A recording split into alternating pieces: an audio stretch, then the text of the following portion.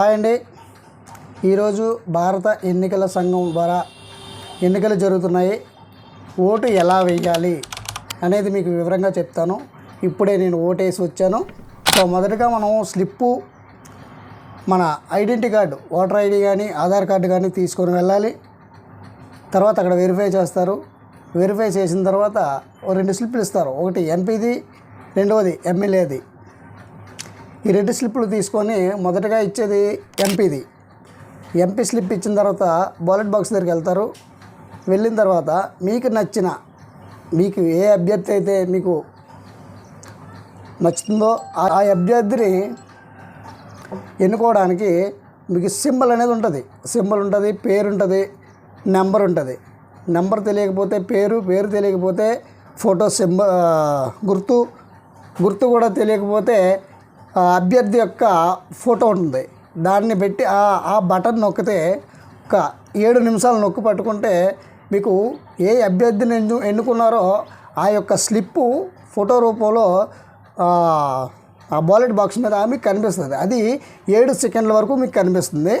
So అది కనిపించగానే మీకు సౌండ్ వస్తుంది. సౌండ్ రాగానే ఓటు వేసినట్టు లెక్క.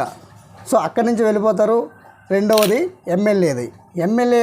ఎమ్మెల్యే దగ్గరికి వెళ్ళిన తర్వాత స్లిప్పు ఆయనకి ఇస్తే మళ్ళీ ఎమ్మెల్యే బ్యాలెట్ దగ్గరికి వెళ్ళిన తర్వాత సేమ్ ఎమ్మెల్యే అభ్యర్థి, ఎమ్మెల్యే పార్టీ, ఎమ్మెల్యే గుర్తు, అలాగే నెంబరు అదేవిధంగా చూసుకొని ఆ బటన్ ఏదైతే ఉందో అది నొక్కితే మళ్ళీ సేమ్ ప్రాసెస్ అది అలానే వస్తుంది. అది కూడా స్లిప్ వచ్చిన తర్వాత బీప్ సౌండ్ వచ్చిన తర్వాత మీరు ఓటు వేసినట్టు లెక్క. మీరు ఓటు ఎవరికి వేశారు అనేది స్లిప్ రూపంలో మీకు బ్యాలెట్ బాక్స్లో కనిపిస్తుంది. కనిపించిన తర్వాత సౌండ్ వస్తుంది, మీరు వెళ్ళిపోవచ్చు.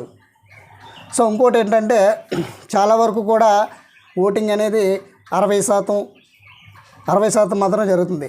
ఈసారి ఎన్నికల సంఘం పెట్టిన కొత్త నిబంధన ఏంటి అంటే 100% ఓటింగ్ జరగడానికి ఓటు వేయని ఓటర్ ఎవరైతే ఉన్నారో వాళ్ళకి బ్యాంక్ అకౌంట్లో నుంచి 350 రూపాయలు కట్ అవుతున్నాయి. ఒకవేళ బ్యాంక్ అకౌంట్ లేని ఓటర్ అయితే మన మొబైల్ వాడుతున్నారు కదా, మొబైల్ వాడినప్పుడు రీఛార్జ్ కోసం వేసుకున్న డబ్బులు అయితే మాత్రం కట్ అయిపోతే జాగ్రత్తగా చూసుకొని ప్రతి ఒక్కరు కూడా ఈ ఓటు హక్కుని వినియోగించుకోండి. ఈ 5 ఏళ్ళ పాలన ఈ ఒక్కరోజు మీ చేతిలో ఉంది. జాగ్రత్తగా చూసుకొని అభ్యర్థిని ఎన్నుకోండి. రాష్ట్రాన్ని, దేశాన్ని కాపాడండి. ప్రతి ఒక్కరి చేతిలో ఈ ఆయుధం ఓటు. ఈ ఓటే మన ఆయుధం. 5 ఏళ్ళ పరిపాలన కోసం మనం తీసుకున్నటువంటి నిర్ణయం ఈ ఒక్క ఓటు. జాగ్రత్తగా చూసుకొని అందరూ ఆలోచించి ప్రతి ఒక్కరు కూడా ఈ ఓటు హక్కుని వినియోగించుకోవాలని కోరుతున్నాను. Thank you so much.